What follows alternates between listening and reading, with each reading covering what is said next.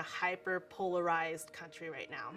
And so people are bringing lots of different perspectives about politics into a space, and it can be really, really hard to make the space safe for all perspectives to come and be at the table. And I think we have to be really careful about all of the perspectives are welcome and we can have a discussion. So I think about, there's a quote I use a lot, the mark of an educated mind is to be able to entertain a thought without accepting it, that we should be able to listen to each other, even if we disagree, even if we have different opinions, we should be able to hear each other, and we should be able to answer questions, and we should be able to think critically about our own opinions, our own viewpoints, and we should be able to share and listen to somebody else's too without it being a threat on our identity or where we come from.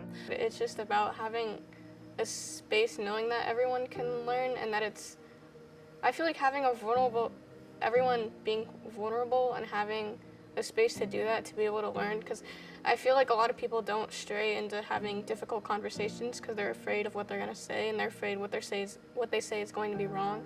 So I feel like having a safe space to learn about things and ask questions, even if the questions are a little wrong, it's like you don't actually mean it, you're just trying to learn more.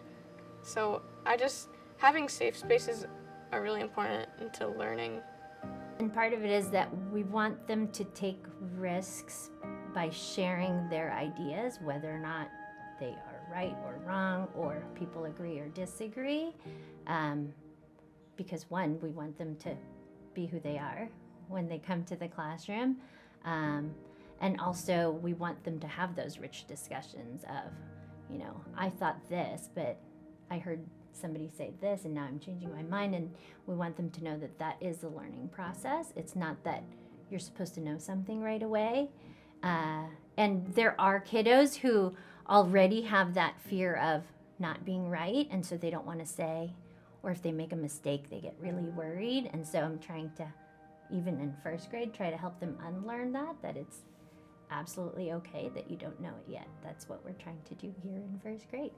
We're trying to learn new things, and sometimes it's hard, and sometimes you already know it, right? And you have like a huge range of like what you're confident with and what you're still really working on, and that the struggle is okay.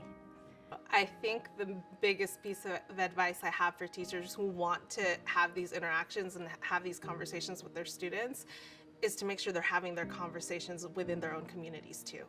So I think about administrations who really prioritize, like the staff having conversations about things that have happened in our politics, in our local politics, anything that's happened that our students are seeing on the news, and having adults have space to have those conversations first with each other, to see what comes up there, not just with the people who you're conversing with, but within yourself. Like, what's coming up for me? What's coming up within me right now? What am I having to navigate? It's okay if you mess up a little bit. It's like, there's this phrase that I learned that's like calling people out. I mean calling people in instead of calling people out. And it's calling people out is when everyone's trying to learn, so everyone's being a little vulnerable about difficult topics. So I feel like that rule of when you're calling people out, it's being a little more rude, but when you're calling people in, you understand that everyone's making mistakes because they're learning and they might say something that they don't actually mean. So it's about not being personal about it. And the second thing I think about is tools for self-regulation. So thinking about how, if somebody says something that kind of triggers something within me, how do I regulate myself? I do a lot of breathing, and I think about my breath a lot, and I think about showing my students how to think about their breath and to breathe through difficult things, because discomfort, and you said it's going to be uncomfortable no matter what, but discomfort is where we grow. Discomfort is where we figure out, oh, this feels weird, but hey, I'm okay right here.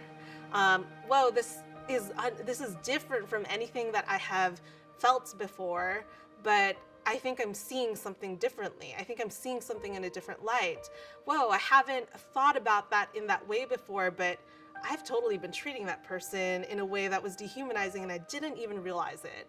And that's where all of those awarenesses come up, is in the state of discomfort. So it's important to build spaces that allow for that discomfort to happen.